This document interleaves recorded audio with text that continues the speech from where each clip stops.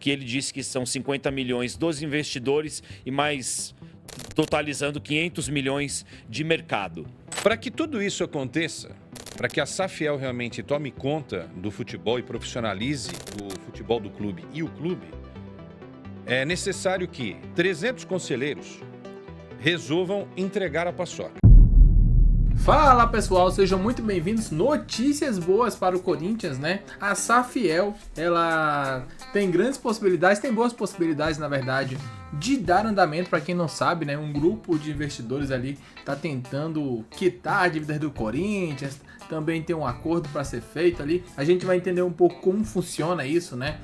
Que investimento é esse? Como que Safiel vai virar SAF, não vai? Meio a meio? Como é que funciona? Que loucura é essa? A gente vai explicar para vocês no vídeo de hoje. Deixa o like, inscreva-se no canal. Primeiramente, vamos ver ali os comentários que rolaram lá no debate placar e em seguida, no final do vídeo, a gente vai repercutir mais um pouco sobre essa situação. Porém, uma boa ideia se der certo, né? Claro, mas seria uma possibilidade de finalmente quitar boa parte das dívidas e, é claro, o estádio do Corinthians, que é um grande elefante branco, infelizmente, não consegue ser quitado desde quando foi inaugurado. Sem mais enrolação, vamos direto pro vídeo ver tudo que os comentaristas falaram. Tem 3 milhões. Então o transfer do Ferguson está resolvido. Matias Rojas também.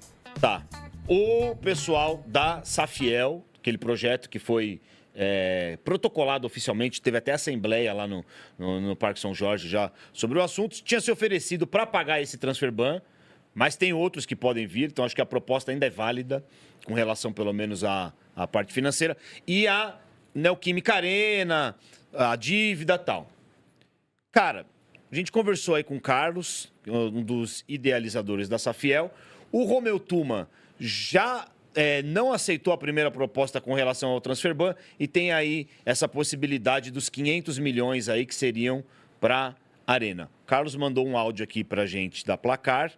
A gente vai escutar, a gente pode depois ilustrar aí o que o Tuma falou, tem uma aspas dele, e aí o Quesada dá a opinião dele depois sobre todo esse movimento que está acontecendo aí. E aí, eu já puxei lá do seu Twitter, Vessone. Pô, quando você está pagando as dívidas, você está mostrando as outras, pô. Aí a gente fica desanimado, Quesada. Vou mandar o limão lá pro Vessone também. Mostra aí. Ô, Perrone, presta atenção, hein? Tô de ouvido aqui, presta atenção, que já é com vocês. Vai lá. Oi, Alfinete, tudo bem? É um prazer estar falando com você e com os amigos da Placar sobre essa proposta da Safiel de antecipar uma parte da captação para a quitação da Arena e pagamento eventual de transfer ban. Então vamos às questões aqui. Falar primeiro sobre a origem dos recursos para o aporte, né? Importante deixar claro que quem organiza essa captação será o veículo Invasão Fiel. O dinheiro ele vem de frentes típicas de mercado. Ele vem de investidores corintianos estratégicos, de family offices e empresas, né? Esses investidores não estão fazendo um favor apenas, né? Eles estão esperando que o projeto seja aprovado. É por isso que o investimento está sendo proposto dessa forma, tá? Nós, idealizadores, também colocaremos dinheiro próprio, né? E esse é um ponto central. A gente deve aportar entre o grupo de idealizadores aproximadamente 50 milhões de recursos pessoais. E isso é o que o mercado chama skin on the game, né? Quer dizer, quando os idealizadores colocam seu próprio patrimônio pessoal em risco, né? E, obviamente, assumem os riscos do projeto não prosperar e ter o objetivo, né? Dá credibilidade, né? Pois o projeto não é feito apenas com o dinheiro de terceiros, tá? Como que o aporte funciona na prática? Bom, esse é um ponto fundamental e o torcedor precisa entender bem. O valor funciona como um adiantamento condicionado, não é um dinheiro dado, né? Então, se a SAF for aprovada, se a Safiel for aprovada, o valor do aporte será convertido em ações, né? E se o projeto não prosperar, o dinheiro deverá ser ressarcido, devolvido pelo clube. Então, ele não vira doação nem perdão automático, né? Não é dinheiro grátis. Bom, isso significa que o Corinthians vai receber dinheiro agora? o Corinthians só recebe os recursos dentro da assinatura de um acordo formal, que tem as condições claras, e sabendo que se trata de um adiantamento conversível, né? Se o projeto for interrompido, existe a obrigação de devolução conforme as condições previstas. Outra pergunta que costumam fazer é por que os investidores aceitam colocar dinheiro dessa forma, né? É importante dizer que esse é um risco calculado. Os corintianos que estão investindo, eles estão comprando a chance de se tornarem os primeiros acionistas da SAF e participar de um projeto de reestruturação do Corinthians com um potencial de valorização muito grande. Então, se der certo, esses investidores garantem a sua participação e, se der errado, assumem o prejuízo. A próxima pergunta é sobre o memorando, né? O memorando, ele é um instrumento que organiza tudo isso juridicamente, sem, obviamente, entregar o clube, oferecendo garantias para as duas partes. O memorando permite 3 aspectos muito objetivos. Primeiro, autoriza essa conexão com os investidores, né? Então, nos autoriza a apresentar o projeto formalmente, a estrutura da SAF, o modelo de governança e toda a lógica do aporte como o adiantamento conversível. Sem isso, nenhum investidor sério senta à mesa. 2, o memorando ele organiza o início da auditoria interna, e essa auditoria ela é fundamental, pois verifica a real situação financeira do clube, mapeia todas as dívidas, passivos e riscos eventualmente ocultos e evita que os investidores entrem num negócio desse tamanho sem conhecimento, né? Então ninguém vai entrar no escuro.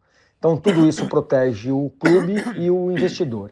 E terceiro, o MOU, né, o memorando, ele não transfere controle nem ativos, né? Então ele não entrega também o futebol, ele não promete controle e ele sim usa ativos do clube como garantia para que um eventual ressarcimento seja feito, tá?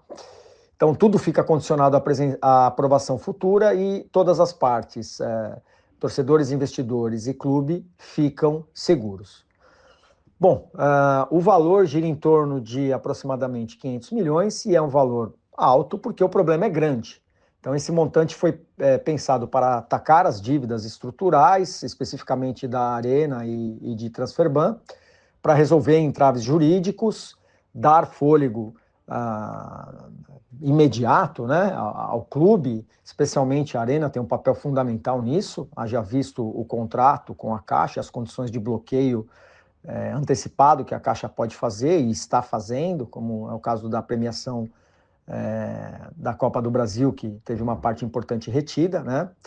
E evita uma SAF frágil, né? Desde o primeiro dia. Então a gente começaria a SAF já com uma boa parte dos problemas resolvidos, tá? Então o investidor que está entrando aqui nessa antecipação, ele não entra para adiar problemas, ele entra para reestruturar desde o momento zero.